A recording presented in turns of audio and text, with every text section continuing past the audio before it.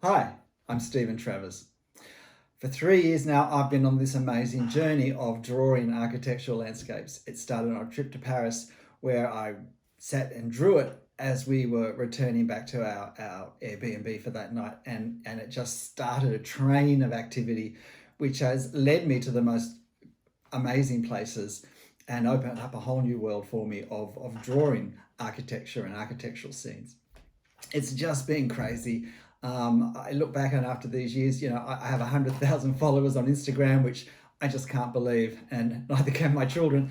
And I've created my own online drawing course and just met so many people who are really interested and love and thrive and so incredibly talented in drawing these architectural scenes.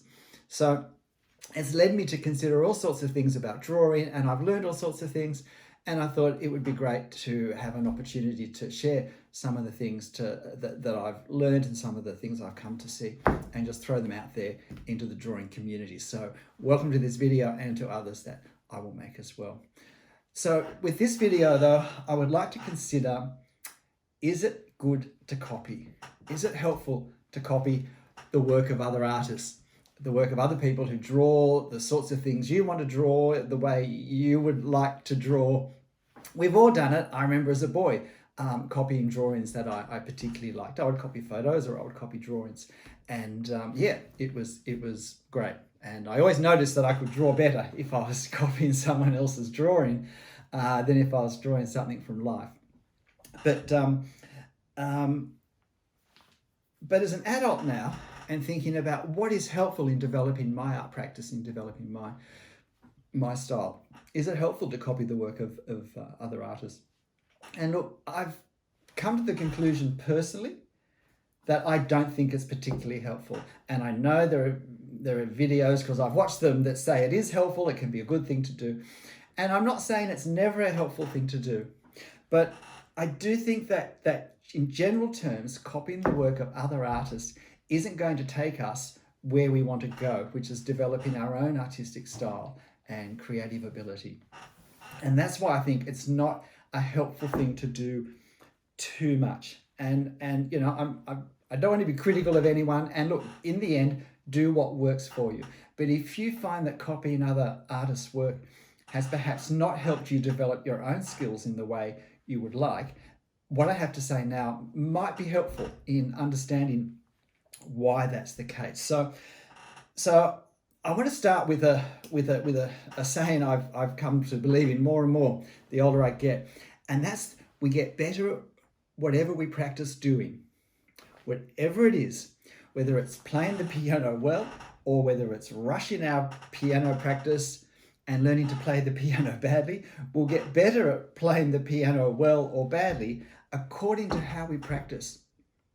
That repetition brings improvement and makes things firmer and stronger. And it's the same in drawing.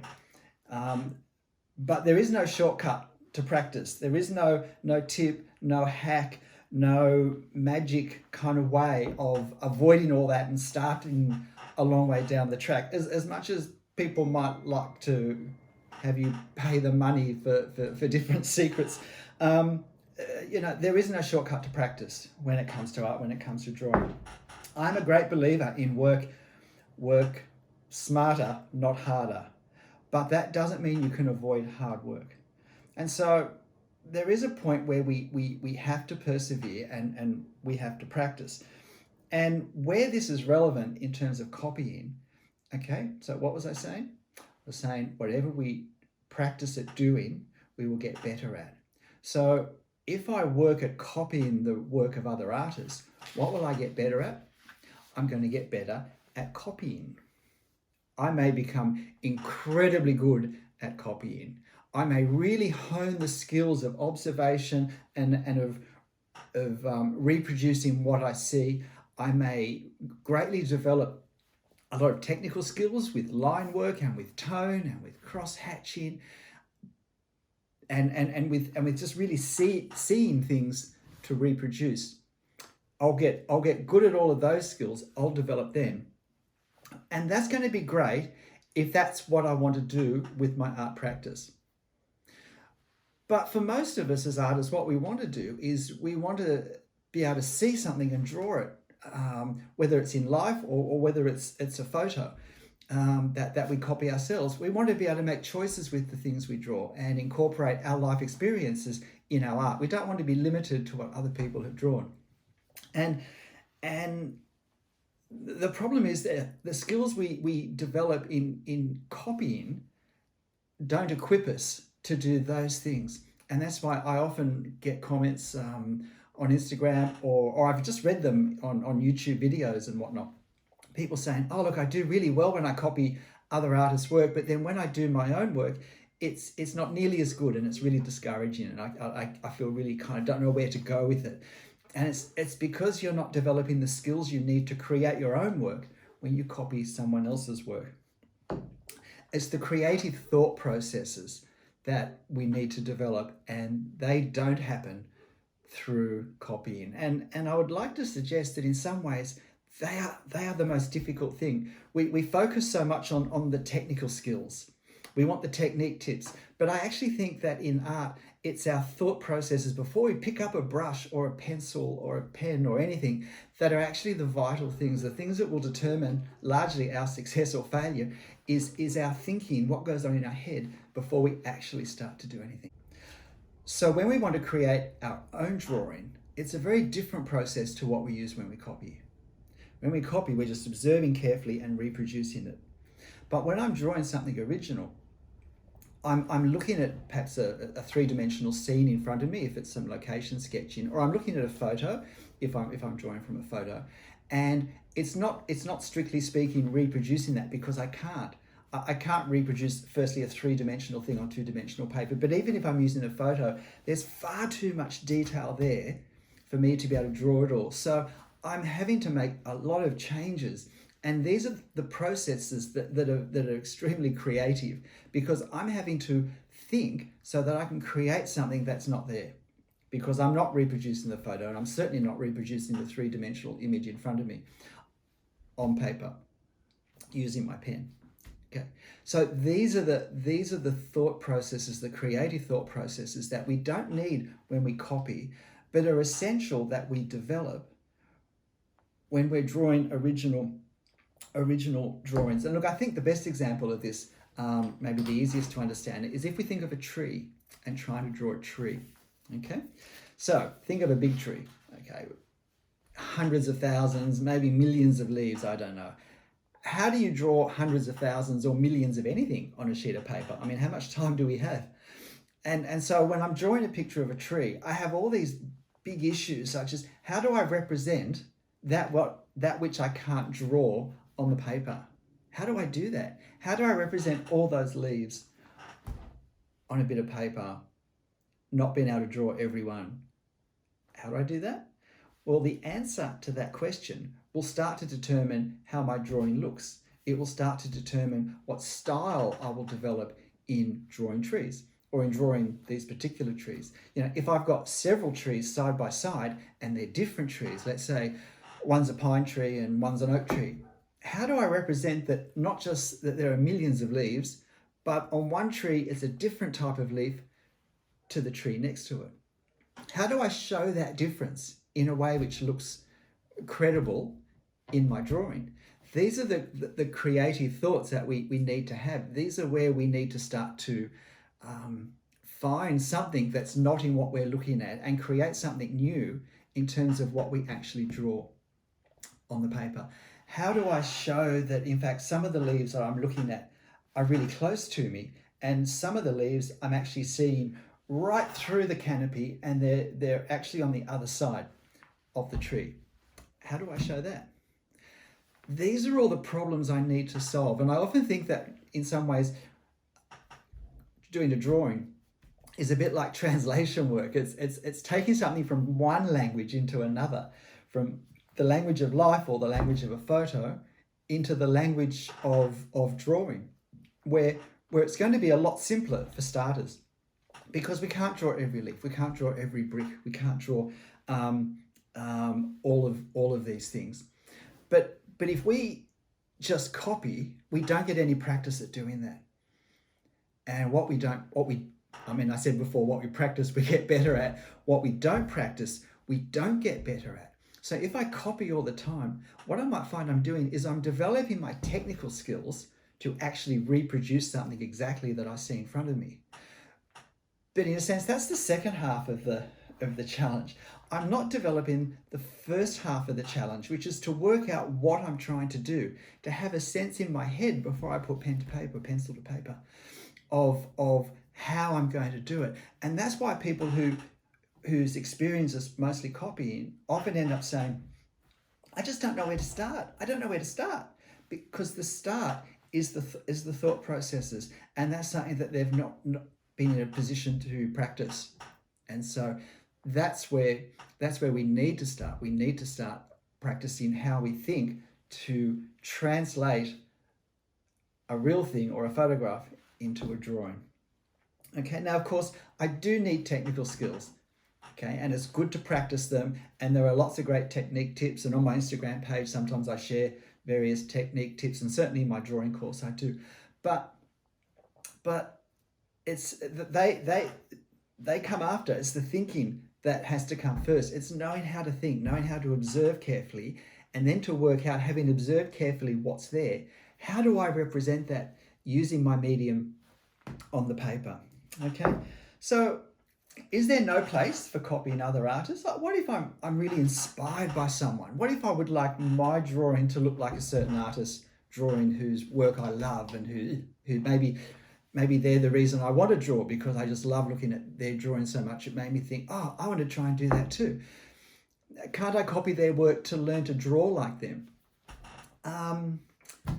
Well, I think what I've said is no, in that if you only copy their work, you won't learn to draw like them, because you won't be learning the way they think.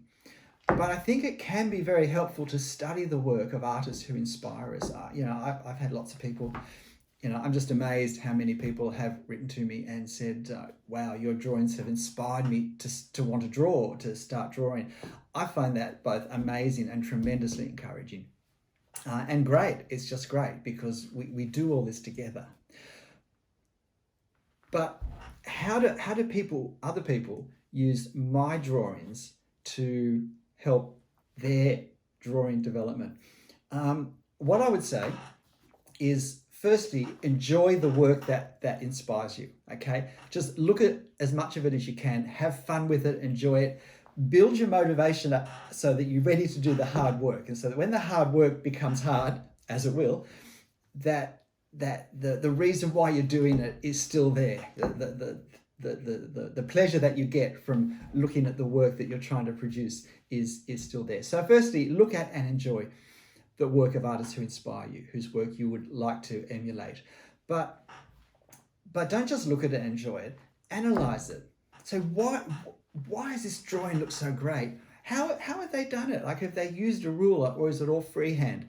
Have they used the same pen, or have they used different pens? Have they changed the colors from black to gray, or have they changed the line from a 0.3 millimeter to a 0.05 millimeter? I mean, what have they done when they've put this together to create the effect that I look at? When you look at a drawing, you're taking the whole thing at once, but it's made up of lots of different parts. So how have they done that? So there's that. So analyze what they've done and how they've done it, and then go to draw yourself. And I would suggest not to copy their drawing. I would suggest to find a subject that's the sort of subject that they draw, or maybe it's a subject they have drawn but from a different angle, and then to draw it yourself. Not look at their work while you draw it, but to draw it yourself. And then when you've drawn yours, have a look at something of theirs which is similar, and just say, okay, why is mine working or not working better or worse than what theirs has? And just look to see, this is where the analysis can be helpful. Look to see, what have they done that I haven't done? And then you can draw yours again if you want. There's a lot of benefit in drawing the same drawing twice, because when we do that, on our second version, we actually really start at where we ended on our first version. All the things we've learned in version 1, we can incorporate in version 2. So There's nothing wrong with doing the same one over and over again. If you can see ways you can change it to get closer to what you want to achieve, okay? And this way you're pushing your brain, you're developing all the creative thought processes that you need to do your own original drawings.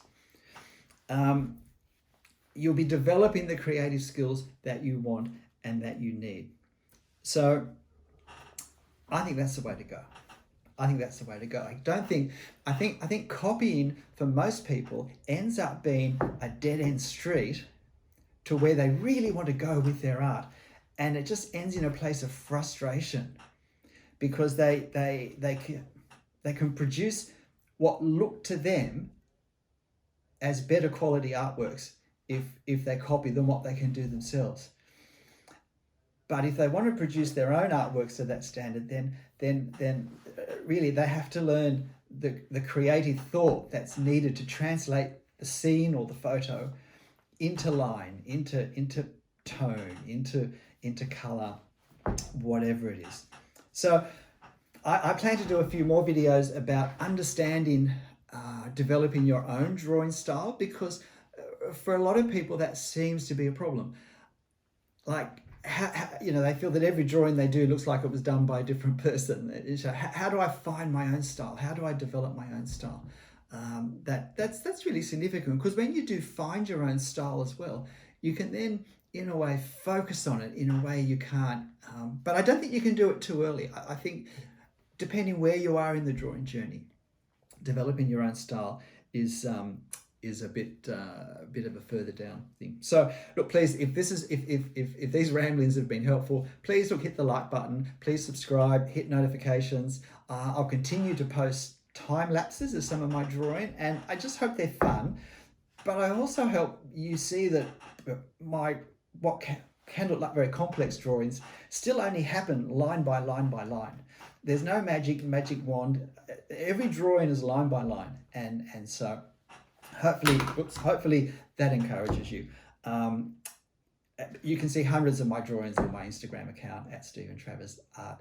And if you want to have a look at a very detailed outline of my drawing course, if you go to my website, there's a link there. So if you have any thoughts, any comments, please leave them below. If you want to disagree with me, that's fine. I'm not the copying police. I'm just saying how it seems to me and what's worked for me and what I think has worked for other people. So in the end, do what takes you where you want to go. But if you found that copying hasn't taken you where you wanted to go and it's sort of been frustrating, maybe it's because of some of the reasons I've been talking about now. Okay?